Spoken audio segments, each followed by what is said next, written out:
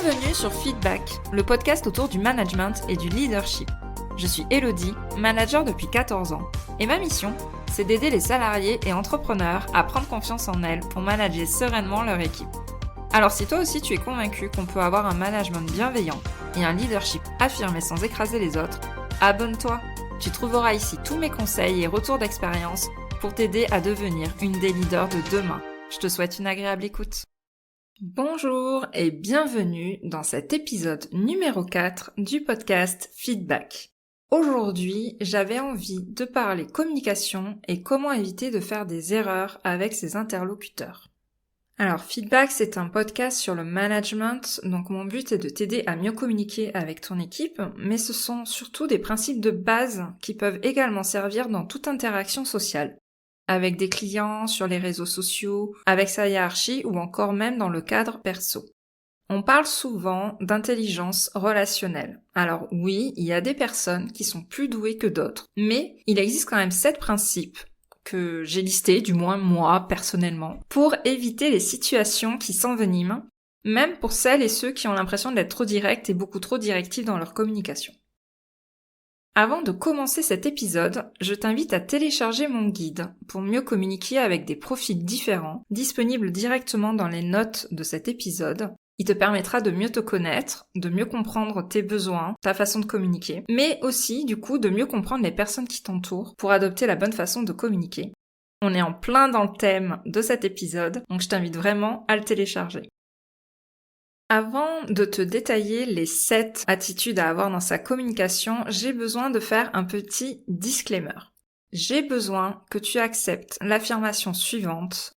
Je n'aurai jamais une communication parfaite. C'est juste impossible. Car en fait, on est des humains, On est des personnes remplies d'émotions, positives ou négatives, mais c'est notre nature même de ressentir des choses et j'ai besoin que tu déculpabilises par rapport à ça. Parce que oui, tu vas continuer à faire des erreurs de communication, même après avoir écouté ce podcast. Et c'est normal. D'ailleurs, les erreurs à éviter que je vais t'énoncer ici, tout simplement je les ai faites. Et toutes. Et même le pire, pas uniquement à mes débuts de manager. Pas du tout. J'en ai même fait récemment et j'assume. C'est normal de faire des erreurs. En fait, le plus important, l'essentiel, c'est pas de ne jamais faire d'erreurs, c'est surtout d'apprendre de ces erreurs pour ne plus jamais les refaire et pour adapter sa communication. Alors ça d'ailleurs, c'est valable pour plein de choses autres que la communication. Tu feras des erreurs, c'est pas grave. L'essentiel, c'est de les analyser et d'en retirer des leçons. Maintenant que ce disclaimer a été fait, on peut commencer les choses sérieuses. Le premier conseil que je peux te donner pour éviter les erreurs de communication, c'est de ne jamais réagir à chaud. C'est la première règle à respecter. Alors, je me doute bien que tu la connais déjà, mais c'est un rappel important pour toute bonne communication. Si je dois juste te donner un conseil dans ta formulation, ça serait de dire « Je t'invite à ce qu'on en discute un petit peu plus tard dans la journée ou demain ». C'est une phrase toute simple, mais qui te permet de botter en touche, de gérer tes émotions et de gérer aussi celles de ton interlocuteur, les émotions de la personne qui est en face de toi.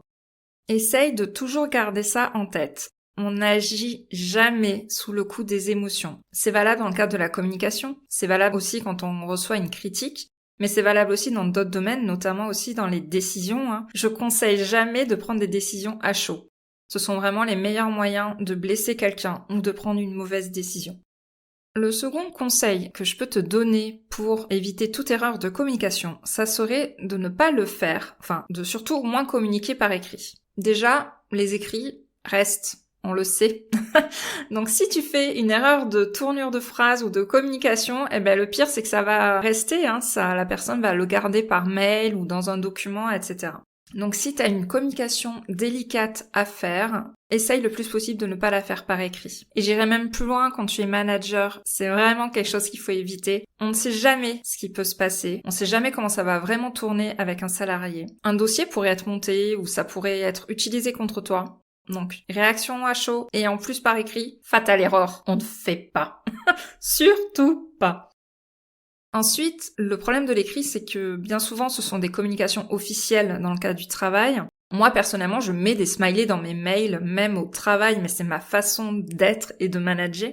Mais des fois, on est dans des entreprises qui ne le permettent pas vraiment. Du coup, on va se retrouver avec des textes où il n'y a pas de smiley et c'est très difficile aussi par écrit d'arriver à analyser l'intention de la personne. L'interprétation est totale car on n'a ni le visage de la personne en face de soi, ni le ton de la voix, ni le regard.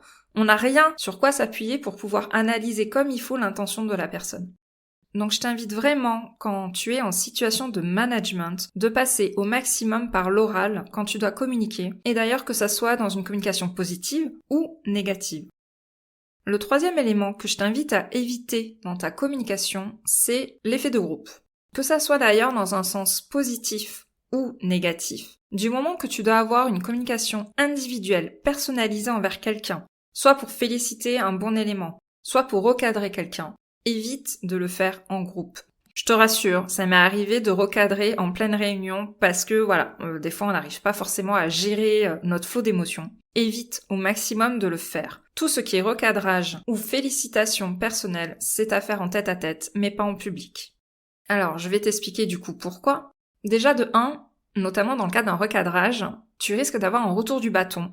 Tu ne sais pas comment va réagir en fait la personne en face de toi. Et du coup, ça risque de mettre à mal ta propre légitimité, suivant comment est la personne, si elle a vraiment du répondant. Deuxième point, les réunions, c'est un cadre de travail, un cadre de discussion où le dialogue doit être encouragé. Si tu te mets à recadrer de façon individuelle les gens pendant des réunions, plus personne n'osera parler, plus personne n'osera participer à tes réunions. Et en fait, le but, c'est vraiment d'animer et de créer de l'échange. Donc, si tu te mets à recadrer de façon publique dans des réunions, dans des ateliers ou dès que t'es en groupe, ton management et ton animation de réunion, c'est mort derrière. Donc, on évite de faire ça au maximum.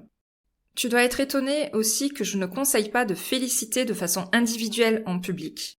Parce que là, pareil, c'est le meilleur moyen de gargariser quelqu'un et de faire le beau et de mettre à mal, en fait, les autres personnes du groupe. Surtout si tu te mets à féliciter toujours la même personne, c'est quelque chose qu'il vaut mieux éviter. Tu peux faire des félicitations groupées. Quand il y a un dossier qui a été réussi en commun, etc., ça n'hésite pas à le faire. Mais toute réussite individuelle, je te conseille de vraiment le faire en tête à tête. Enfin, le dernier élément qui fait que je ne te conseille pas de recadrer en réunion, c'est un simple adage que j'essaie de m'appliquer le plus souvent possible. Ne fais pas aux autres ce que toi tu n'aimerais pas subir. Je pense que tu as dû déjà te retrouver dans ce genre de situation où tu as été peut-être recadré en public, que ça soit à l'école ou dans une entreprise, et c'est clairement pas agréable. Si toi, tu as déjà eu un souvenir de ce genre et que tu sais quelle émotion ça provoque, quelle sensation ça donne, plutôt négative, applique cette règle de ne pas faire aux autres ce que tu n'aimerais pas qu'on te fasse. Si jamais tu vois qu'il y a une situation qui est en train de dégénérer en réunion et qui est en train de prendre la discussion une pente que tu ne voulais vraiment pas, une pente plutôt dangereuse, tu peux tout simplement dire « Ce n'est ni l'endroit ni le moment où débat de ce sujet, nous ferons le point tous les deux à la fin de la réunion si tu le veux bien ». Tu vois bien, cette phrase te permet de te sortir de cette situation et de basculer directement à un autre sujet. Le quatrième principe que je voulais te partager pour éviter les erreurs de communication, c'est de prendre le temps d'analyser justement quand tu fais ces erreurs. Le but est de détecter ce qui est récurrent et dans quelle situation ça t'arrive. Car bien souvent, c'est toujours les mêmes situations qui nous mettent à mal et qui nous posent des difficultés dans notre communication. Et tu remarqueras bien souvent qu'elles ont lieu quand on est sous le coup de l'émotion, bien évidemment. Je te propose d'ailleurs d'y réfléchir dès maintenant si tu as un cas qui s'est présenté récemment. Prends une feuille et un stylo. Alors j'espère juste que t'es pas en train de m'écouter pendant que t'es en train de conduire. Mais sinon, prends une feuille et un stylo et essaye de noter quelles sont les pensées et les émotions que tu as traversées à ce moment-là. En fait, la plupart du temps, on va avoir une mauvaise communication quand on va être sous le coup de l'émotion et quand on va être touché par quelque chose. Parce que ça va venir remuer quelque chose qui est au fond de nous. Moi, par exemple, ça va être le sentiment de me sentir incompétente. Quand ça remet en doute aussi mon autorité ou quand ça sous-entend que j'ai peut-être mal fait mon travail. Là, ce sont des situations où je peux vraiment vriller presque, oublier tous les bons principes de communication. Maintenant, j'ai réussi à analyser avec un peu plus de recul dans quel moment ça a arrivé et j'arrive du coup beaucoup plus à le contrôler puisque je l'ai exprimé. Et c'est vraiment, te remémorer la dernière fois où ça t'est arrivé ou si jamais tu te retrouves dans cette situation de faire une erreur de communication. Prends le temps de te poser devant une feuille et un stylo. Et tu notes, ce que tu as ressenti. Quelles sont tes pensées qui t'ont traversé. Et tu verras qu'il y a souvent des choses cachées. Et vraiment, le fait de le mettre par écrit, c'est ça qui va te permettre de le mettre en lumière et de beaucoup mieux analyser tes réactions. Le 5e point que je voulais aborder dans cet épisode de podcast, c'est le fait d'enlever toute notion d'interprétation et de jugement par rapport à la communication. Ici, je ne parle pas forcément de la communication que nous on va faire, mais plutôt de celle qu'on reçoit. Car bien souvent, ça va déclencher une réaction chez nous et c'est là où ça va poser problème et qu'on va faire des erreurs. Nous travaillons et nous communiquons avec les autres uniquement par des biais d'interprétation. Toute action, toute parole va être soumise à interprétation et jugement. C'est un fait. Dans n'importe quel groupe social, c'est le cas. Ton rôle en tant que manager, ça va être d'enlever toutes ces sources d'interprétation quand quelqu'un communique avec toi. Je pense que ça a dû déjà t'arriver quand tu as reçu un mail ou quand tu as quelqu'un qui a réagi par rapport à quelque chose que tu lui as dit. Tu as dû des fois te dire « mais je suis sûre qu'il fait exprès pour m'embêter, j'ai l'impression qu'il me prend pour une idiote, je suis sûre que cette personne veut ma place, je suis persuadée que cette personne, en fait, elle s'en fout de ce que je lui dis et elle s'en fout de son boulot. » Voilà. Tout ce genre de phrases, en fait, ça va être des interprétations. Et ton rôle, ça va être de rester objective, de rester uniquement sur le factuel. Pourquoi je t'en parle maintenant ? Parce qu'en fait, cette interprétation va être le meilleur moyen de faire des suppositions et de se monter le bourrichon. Et donc, de subir des émotions qu'on ne souhaite pas vraiment. Si tu as le moindre doute sur l'intention d'une personne, c'est à toi d'essayer d'éclaircir la situation. Ça ne sert à rien de rester dans le silence et d'interpréter. Et tu remarqueras aussi, si tu essayes d'analyser tes précédentes erreurs de communication, que bien souvent, tu avais fait tout un scénario dans ton cerveau par rapport à une interprétation de phrase, une interprétation de geste ou de parole, qui a amené du coup à une situation un peu explosive, où tu as fait une erreur de communication par rapport à ça. C'est pour ça que je t'en parle. L'interprétation et le jugement sont vraiment un fléau pour toute communication. C'est valable aussi du coup dans l'autre sens. En tant que manager, je t'invite à enlever tout le moindre risque d'interprétation dans tout ce que tu dis, dans tout ce que tu écris. L'idée ici est d'enlever toute interprétation ou tout jugement en donnant du sens, en expliquant le pourquoi. Pourquoi est-ce qu'on fait ça ? Pourquoi est-ce qu'on mène ce projet ? Pourquoi est-ce qu'on mène cette mission ? Pourquoi est-ce que tu as préféré mettre en avant telle et telle personne ? Voilà, l'idée c'est de donner du sens à toutes tes actions et à toutes tes paroles pour éviter toute interprétation et jugement des personnes en face de toi. C'est hyper important aussi d'y penser parce que c'est là aussi où ça va aller nourrir des jugements et des erreurs de communication avec tes interlocuteurs ou ton équipe si jamais t'es manager. Ça va rejoindre du coup mon point numéro 6. Être transparente au maximum dans ta communication. Je t'invite vraiment à être transparente sur tes émotions. Comme je l'ai dit au tout début de cet épisode, on est des êtres humains, on ressent des choses. On a donc le droit de faire des erreurs, de se tromper, on n'est clairement pas des personnes infaillibles. Et je me suis surprise, en fait, ces dernières années, à reconnaître ouvertement quand je faisais des erreurs. J'ai vraiment eu des discussions avec des personnes où je faisais mon mea culpa. Et je n'ai aucune gêne avec ça, en fait. Pour moi, ça ne remet pas en cause ma légitimité. Bien au contraire, je dirais même que ça permet de l'augmenter. On a le droit de communiquer ouvertement avec les personnes qu'on a en face de nous. On a le droit de dire à un collaborateur qu'on s'est trompé. Et de revenir sur son jugement. Enfin, je pense que c'est même un élément essentiel pour créer un lien de confiance avec son équipe. Donc tu sais que, enfin, tu le sais peut-être pas, je sais pas depuis combien de temps tu me suis ou tu m'écoutes sur les réseaux sociaux ou en newsletter, mais je suis quelqu'un qui défend non-stop le fait d'être authentique et transparente dans sa communication. Pour moi, c'est un élément essentiel du leadership, n'oublie jamais ça. Un exercice du coup que je pourrais, enfin pas un exercice mais quelque chose que je pourrais te conseiller à mettre en place pour améliorer cette transparence dans ta communication, ça serait de demander du coup à une personne en qui tu as une totale confiance, donc peut-être quelqu'un dans ton équipe, un espèce de bras droit ou quelqu'un sur qui tu peux t'appuyer, qui serait capable de te faire des feedbacks en toute bienveillance sur ta façon de communiquer pour pouvoir l'améliorer. Bien évidemment, il faut que tu choisisses quelqu'un qui soit pas un béni oui-oui et qui sache te dire les choses comme elles sont, mais ça peut être vraiment un excellent moyen pour toi d'améliorer ta communication et de pouvoir mettre les curseurs au bon endroit. Enfin, le dernier principe pour éviter de faire des erreurs de communication, et celui-là pareil, je l'expérimente depuis encore moins longtemps que le précédent, c'est vraiment que depuis quelques mois, mais ça c'est lié à ma personnalité, mais du coup il me semblait important de le mettre ici, notamment si tu es introverti. Ce dernier conseil, ça serait donc de provoquer la conversation, de faire le pas vers l'autre. Je suis quelqu'un qui a tendance un petit peu à ruminer, à ne pas oser dire les choses. oui, ok, je te dis qu'il ne faut jamais réagir à chaud. C'est pas contradictoire avec ce que je suis en train de dire là. Mais moi, en fait, j'avais une tendance, alors certes, à ne pas réagir à chaud, mais à ne pas réagir du tout.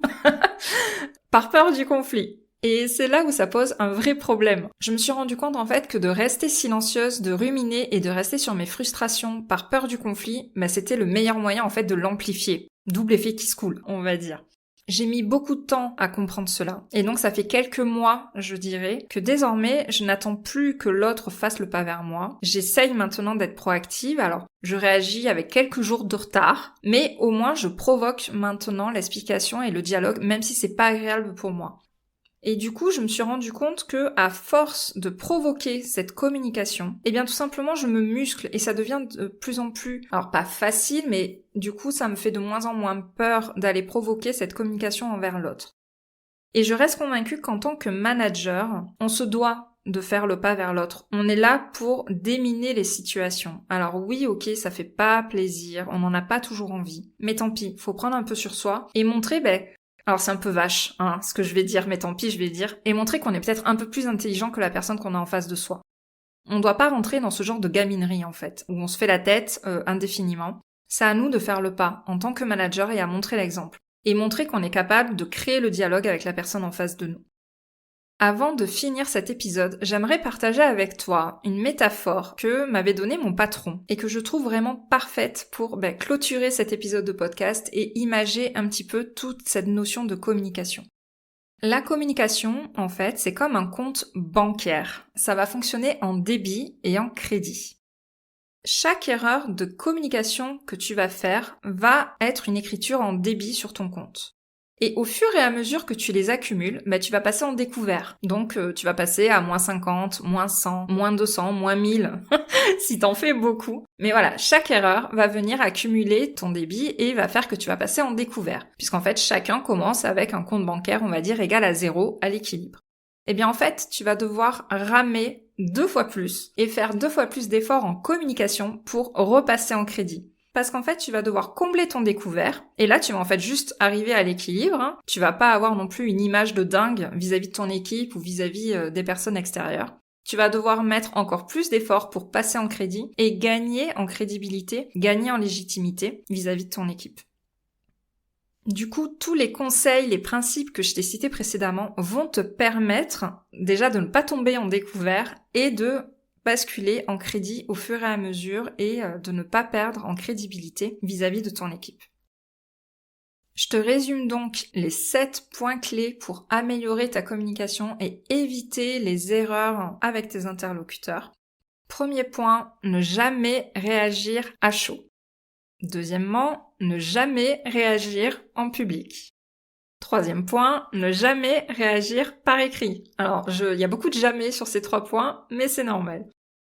Quatrième point, prendre le temps d'analyser ses erreurs de communication et ne pas hésiter à se remettre en question. Cinquième élément, essayer de ne pas interpréter et de ne pas juger dans les communications que nous avons et dans celles que l'on reçoit. Sixième point, pour gagner en leadership, être la plus transparente possible dans sa communication. Et enfin, le dernier point, c'est de provoquer le dialogue et de ne pas rester sur des non-dits. J'espère que cet épisode t'aura plu et t'aura donné quelques clés pour éviter de faire les erreurs que tu as l'habitude et de mieux analyser ce qui se passe dans ta communication avec tes équipes. Je te remercie en tout cas de m'avoir donné ton temps d'écoute et je te souhaite une très bonne fin de journée.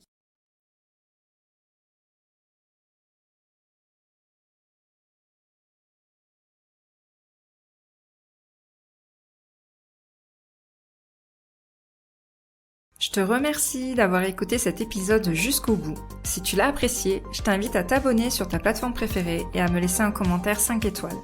On se retrouve au prochain épisode pour parler management et leadership.